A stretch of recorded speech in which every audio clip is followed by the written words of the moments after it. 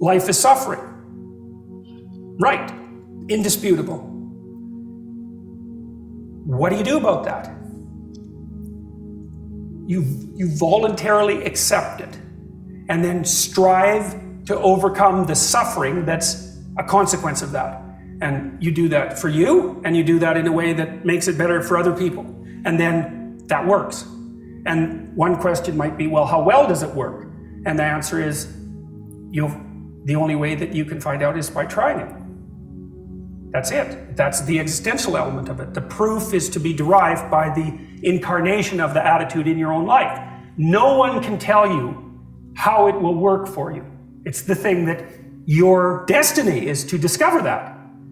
And you have to make the decisions to begin with. It's like, because you can't do this without commitment. You have to commit to it first. That's the act of faith that Kierkegaard was so insistent upon. You have to say, I'm going to act as if being is good. I'm going to act as if truth is the pathway to enlightenment. I'm going to act as if I should pursue the deepest meaning possible in my life. And there's reasons to do none of those. They're real reasons. So it's really a decision. But you can't find out what the consequence of the decision is unless you make the decision. I think the same thing happens when you get married, by the way. It's that if you think you might leave, you're not married. And then you think, well, the marriage didn't succeed. It's like, well, maybe you were never married. Because the rule is, you don't get to leave. And there's a reason for that rule. Now, I'm not saying that there aren't situations where there should be exceptions made for that. That's not the point. The point is that there's some games you don't get to play unless you're all in. And the other thing that's so interesting about being alive is that you're all in. No matter what you do, you're all in. This is going to kill you. So I think you might as well play the most magnificent game you can while you're waiting. Because do you have anything better to do? Really? Why not pick the best thing possible that you could do? Why not do that? Maybe you could justify your wretched existence to yourself that way. I think you could. Reduce the damn responsibility until it's tolerable. You don't have to fix everything at once.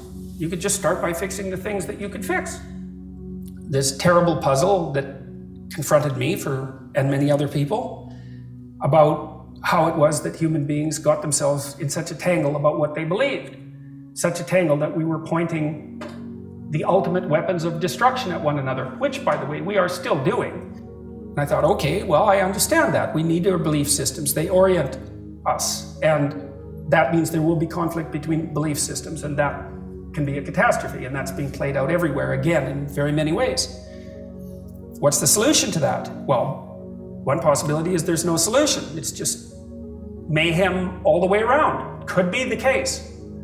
But it seemed to me, as I delved into it, that the proper solution to that was to live properly as an individual. Because you're more powerful than you think. Way more powerful than you think. I mean, God only knows what you are in the final analysis. You're blind to your own weaknesses, but you're also blind to your own strengths. And so then I think, well, if you got your act together, it'd be better for you, and instantly it would be better for your family, assuming they wanted you to get your act together, and not everyone does, and then it would be better for the community. It's like, how far could you take that? If you stopped wasting time, and if you stopped lying, and if you oriented yourself to the highest possible good that you could conceive of, and you committed to that, how much good could you do? Well, I would say, why don't you find out? So that's what I think you should do. You should find out. You don't have anything better to do. And there's nothing in it, as far as I've been able to tell, there's nothing in it but good. Maybe you could sort yourself out so that you wanted nothing but the good. And then maybe you could help make that manifest in the world. And maybe we wouldn't have all these terrible problems then. At least we'd have fewer of them, and that would be a start. It's the answer to the problem of humanity is the integrity of the individual. That's the answer.